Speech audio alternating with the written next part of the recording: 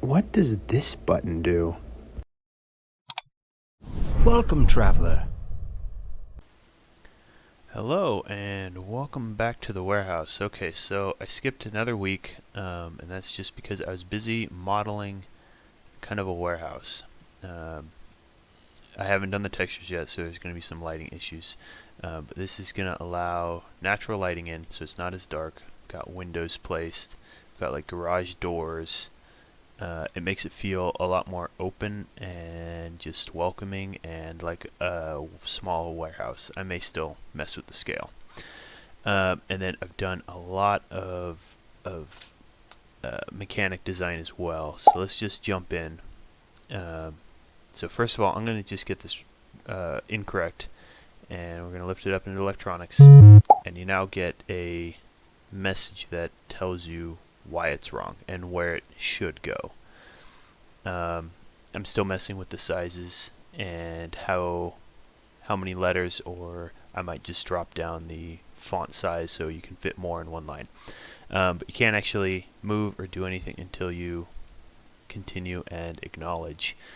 Right now I just have a base one, so not everything is implemented for every item yet. And then if you do get it right, you'll just go on to the next one. We'll get this one wrong. Yep. So, and it does get the name of each item.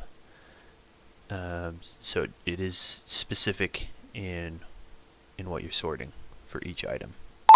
And I cut it down to where only electronics, books, and home goods are active right now, just so testing isn't as long and strenuous. But we'll keep putting these in. We'll get just a few more wrong. There we go. Get that one right. And then here you go. Here's the end screen now. Your name will be printed out here, and then I've got just a main menu. And then this pops up 5 seconds after this loads. I'll talk about that in a minute. And then you also have your date and time, 5 out of 9 correct, and then your score. And then it lists what items you incorrectly sorted. What this is testing a save for this window. So we'll just type in the name there. It's going to save as a PNG. I can change that to a JPEG if I want or whatever, but PNG is good enough. Click save, and then you just brought back here, and then you can just exit out. That's just some random errors. And then if I open up that folder, image test, I've tested this a few times, but this is saving off that file now. You can tell they're both different at different times, different amount of items. So it's I'm able to save off the photos now and print off a report for the supervisor for how well someone is doing. And I'll kind of show you that right now. I had to buy a plugin for this because I don't quite know the C++ behind it. It's called Frame Capture, and it's great, but it basically just allows you to save. You can save the file type here. I did put in the name, but I still have to type in the name, so I'm not sure if I have something wrong there, or maybe it's just because I didn't type in the name. We'll give it another test in a moment. And then you can show UI or not, and then save disk, and then you can choose your custom resolution if you want. If you don't, it'll just default to the resolution that it's at. So, and right now that's fine. So that is great. And then down here is just the incorrect of the Y, the screens that was popping up when I got them wrong. It's just going to be a check of what group it belongs to, and that will bring up an independent widget that will display the information. Right now I've only made one widget, and that's so when I finalize the widget, this one, I can just duplicate it, change the name, change some of the info inside, and I won't have to recreate them all from scratch. And then this is just making it so the mouse, beforehand you'd have to click once to activate the mouse on the UI. Now this is just doing it automatically. So that UI is just a box with some variable boxes. I've got 2 lines of Y reasons that'll just spread out down here, and then the button for continue, and then just the logic for that. And then this, unfortunately, this is how I have to type in the reason why it belongs in each item. You have to type out, so this is line 1, line 2. I can add 3 or 4 if I needed to. But it will check what item out of that category. So if the item is equal to Buzz, you'll get this reason. If the item equal to copy paper, this item, and so forth. So these are some of the things that I'll have to change and alter per item, which will take time. And then I don't think I changed too much on the end screen, other than I added just the main menu, date and time, percent, or 5 out of whatever correct, and then your name.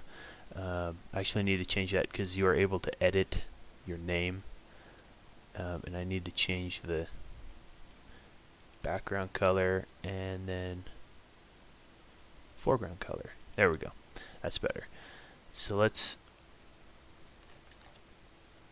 open up the starting, and we'll test it out just kind of in full. Same kind of thing. I still need to pick on a color. I think I'm just going to go with blue. It looks a little nicer than black, but black still looks good. I don't know. That's for later. So we'll type in our name, press enter, and then new hire. Then you got your name up there, name on the computer screen, and then we're going to get a few of these wrong again.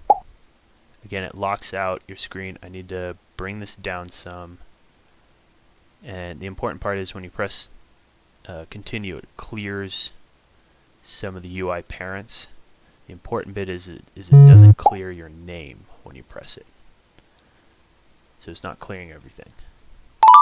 Get that. You in there.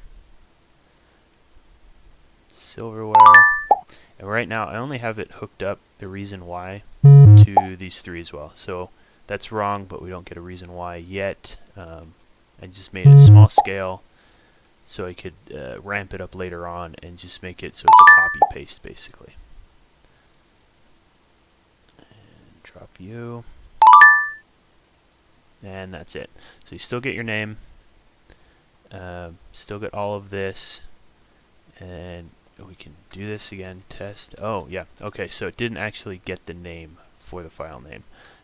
So that's something that's nice to know. Test for, save, and then you would press main menu. That blueprint function only works when you export the game, so it doesn't quite work right now. Yeah, and then just a runtime error, easily fixable.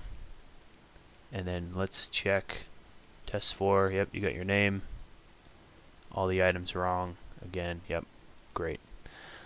So that's pretty much all I worked on these past 2 weeks, but a lot of it was taken up with 3D modeling, and I still need to retexture these bins so the name is on the bin, and then I just need to spend time, sit down and texture the warehouse itself. I'm gonna make you can't quite see it with the lighting, but there is kind of trusses up here. See if I can just get a light in here to. There we go. Kind of see it there. There's actually support trusses, so I did put in a good amount of detail. So I'm gonna model 3D model like hanging lights down here, and actually have the light source coming from something, so it looks cohesive. So that's kind of what I'm doing now. This is just a rough texture I threw on the floor. Need to replace that, and then I am gonna add. You can kind of see it better from the outside, but window panel. These are just planes with a glass material on it. So it does. You can notice it a little bit compared to just looking straight to the outside. But the windows are going to help a ton with the lighting, and I think I'm going to model in kind of skylines on these roof parts too. on either side, just to help with the lighting, because it is still a little dark for my liking, and it'll help see the roof a bit better. But that's just personal. So that's it for now. Catch me on the next video. It's probably not going to be in 1 week, but probably 2 weeks again, just because stuff is taking more time to flush out, to develop, to model, to texture, all that. So have a good one.